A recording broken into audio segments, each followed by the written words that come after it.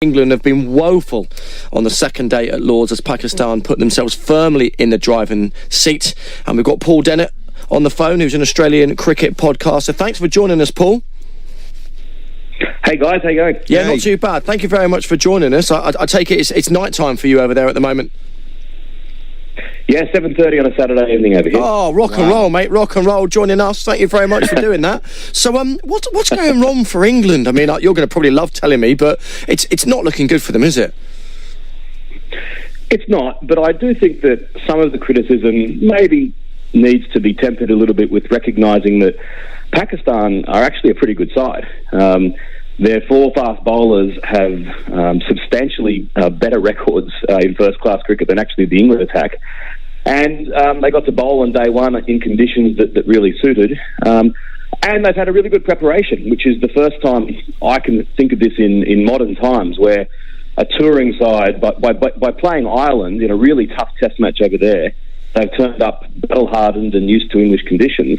You compare that to the English guys. I mean, Wood has played one game of red ball cricket this summer. Butler and Stokes have played none. So I think that Pakistan are ready to go and prepared, and England haven't been. Paul, I've got to ask, I mean, just listening to what you've just said, in preparation, you're looking at it maybe 6 months in advance, wouldn't they have known all of this? The players don't seem to be ready and focused, and they seem a little bit undercooked. How has this been allowed to happen? Well, the challenge is the schedule is just crazy. And so I think that they certainly would have known about this, but they would have thought, we have to prioritise the things that really matter. And a 2-test match series against Pakistan probably doesn't matter as much as the upcoming series against India. They've had a very, very long winter. They played 5 tests in Australia. They played 2 tests in New Zealand. Some of them have been on the road for a long time. They've played the IPL as well. You're just playing cricket 320 days of the year, and you kind of just have to let some things slip, and I think that's what they've done. I was going to say, Paul, do you think maybe the problem could be it's individuals here? Yes, of course, they've got to make a good living from it. And as you said, a lot of the players go off and do the IPL, and let's be honest, that's where they can earn some serious money. They then come in and they have no time to rest or to recoup, if you like, or peak again. And then they're thrown into another test match. So is it the case that the governing body need to perhaps say, listen, cut your schedule down a little bit and don't concentrate on so much? I don't know how they can do that. Well, I think the only way they can do that is collectively recognise that the IPL is here to stay, and the players get a lot of benefits from it in addition to the monetary ones. That playing in front of massive crowds in a passionate, heaving atmosphere, you could argue that Joss Butler's probably had maybe not a good preparation for this upcoming England summer, but for his whole career, that sort of atmosphere is better than playing in front of 500 spectators on a cold April afternoon in England. Yeah. But they need to say we need to reduce the number of test matches or reduce the number of sort of meaningless one-day international series. But it's just so hard to do because every team demands reciprocity. If we play you, or if you play us, then we have to play you, and so forth. So the schedule is what it is, unfortunately.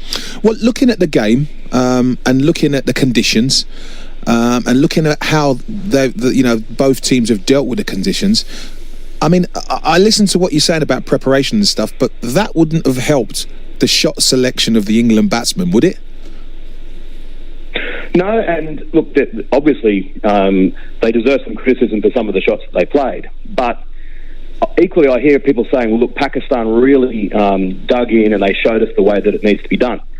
And that's true, but I've seen Pakistan do that and get marooned and sort of score it 2 runs and over, and then the wickets fall and they kind of went nowhere anyway. So, I mean, the shot that Joe Root played, everyone said, well, he shouldn't have played that shot. On another day, that would have gone through the gap for 4 and he would have been away. So I'm a little bit reluctant to be too critical on that score, but obviously, Pakistan are well on top.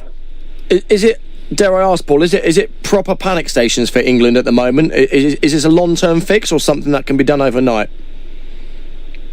I don't think it's panic stations. I really don't. I think that, maybe if they bowled first, then we'd be in a different situation, and Pakistan might have found it very difficult on day one as well. I do think that as the summer progresses, the England side is basically most of the players in there, I think, are in there on merit. And as they do get a bit more game time under their belts, I think they will improve. So, and also, I do want to stress, I think this Pakistan side has been sort of written off as, lots of youngsters, they're not so good. But you look at someone like Mohamed Abbas, who's not a household name by any stretch of the imagination. He got about 70 wickets last season in Pakistan at an average in the teens. And so there's some seriously good cricketers that they're actually up against. Okay, Paul, I've got to ask a really genuinely serious question. You're an Aussie back in England and supporting England. What's going wrong there? You getting paid something? No, he didn't say supporting him. He's just analysing. No. He's not supporting him. Listen to me. I'm listening to you talk, and you are saying good things about England, and I find that amazing. Now, what is going on here? I know, I lose friends over it over here. That some of my friends they love nothing more than England to lose and everything. And I mean, I want Australia to beat England, but other than that, I like England. I had pleasant times over there. I take no pleasure in them. I thought we're I know that probably makes me un-Australian. I thought we're just a load of whinging poms, aren't we? I thought that's what happens over here. No, as I said, every time I've been to England, I've had a blast. Well, do you know what, Paul? It's been a blast having you on. Thank you very much for giving your expert opinion, and thank you for not ribbing England too much. It's been great having you on. That was Paul Dennett, who's an Australian cricket podcaster. See, not all Aussies hate England. No, they don't. No, they don't. I bet when he said he loved England, though, he looked over his shoulder to make sure he was on his own. Yeah, he knows it's Saturday night and his mates are out. Exactly.